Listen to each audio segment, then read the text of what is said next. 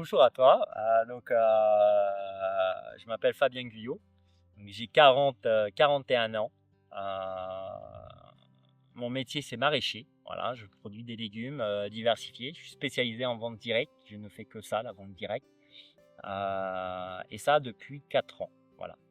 Je me suis installé à 37 ans et en fait, je suis donc ce qu'on appelle un hors cadre familial. Je me suis installé, j'avais fait une formation de maraîcher euh, après ma reconversion de militaire. Le maraîchage me semblait être la bonne piste pour entrer dans le milieu agricole. Ça me plaisait, il y avait du challenge. Donc je me suis formé, et j'ai fait une école, j'ai passé un brevet professionnel.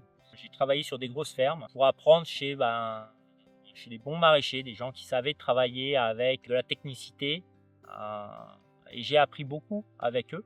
Voilà, donc j'arrive ici donc en 2021 avec cette vision du métier. Mon objectif, c'est d'être le plus diversifié possible. En saison, je vais faire de la tomate, je vais faire de l'aubergine, je vais faire de la courgette, je vais faire du poivron, je vais faire un peu de melon, je fais de la fraise en début de saison. Ensuite, je fais toute la saison de la verdure, de la salade, des épinards. Je fais aussi des légumes de conservation. Je fais un peu de pommes de terre, je fais un peu de patates douces, je fais des courges, je fais des légumes un peu atypiques parfois que les gens ne connaissent pas aussi, histoire de faire découvrir des choses. Je fais un petit peu d'ail, je fais un petit peu de tout. La règle, c'est de faire de petites quantités de beaucoup de choses. Voilà. Moi, j'ai fait ma première carrière donc à l'armée.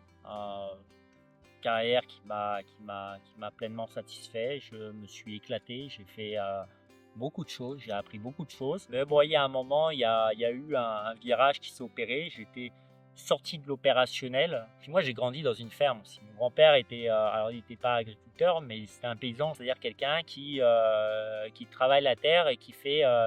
Quand on parle aujourd'hui d'autonomie alimentaire, ouais, mon grand-père c'était ça, c'est quelqu'un qui faisait beaucoup de choses, qui avait le mérite de nourrir sa famille avec ce qu'il produisait ou une grosse partie de ce qu'il produisait. Moi, je me suis toujours vu faire ça. Voilà, l'envie de pouvoir de faire un métier où tu peux bricoler, faire quelque chose. J'aime me confronter à des problèmes et être poussé à trouver des solutions. Et l'agriculture, en fait, c'est ça. C'est-à-dire que les problèmes, ils t'arrivent et tu dois toujours en permanence t'adapter et trouver des solutions à ces problèmes-là. Et le maraîchage, c'est vraiment ça. C'est très rapide, c'est intensif, c'est rapide. On a plein de petits problèmes qui nous arrivent et c'est un vrai challenge de les surmonter les uns après les autres. Et moi, je m'épanouis dans ça, tu vois. Moi, j'ai quitté l'armée, j'avais 37 ans, j'avais de l'énergie encore à donner, quoi. Ça, c'est sûr que physiquement, faut y aller, tu tapes dedans un peu quand même, hein. Moi, je me suis vu bosser ici, je vais pas te dire un nombre, mais un nombre incalculable d'heures. Si tu commences des matinées à 6 heures du matin et tu les termines le soir à 22 heures, on n'imagine pas, même sur des jardins de cette taille-là, ce qu'on doit fournir au quotidien pour produire, quoi. Physiquement, c'est sûr il faut avoir de l'énergie à donner quand même. Après, je pense qu'on ne peut pas être face à une problématique et se dire c'est le coup du destin. En fait, il faut toujours aller chercher des solutions. Alors des fois, la solution, tu l'as à portée de main. Soit il te faut l'imaginer, créer l'outil ou aller le chercher l'outil. Donc ça, c'est aussi quelque chose de très important. C'est-à-dire il faut être innovant et il faut se donner les moyens d'aller chercher des solutions. Et la troisième qualité, je pense il faut avoir du relationnel, que tu travailles en vente directe ou avec d'autres. Ton produit, il faut le vendre. Donc il faut croire en ce que tu fais, il faut savoir l'expliquer, il faut savoir le vendre.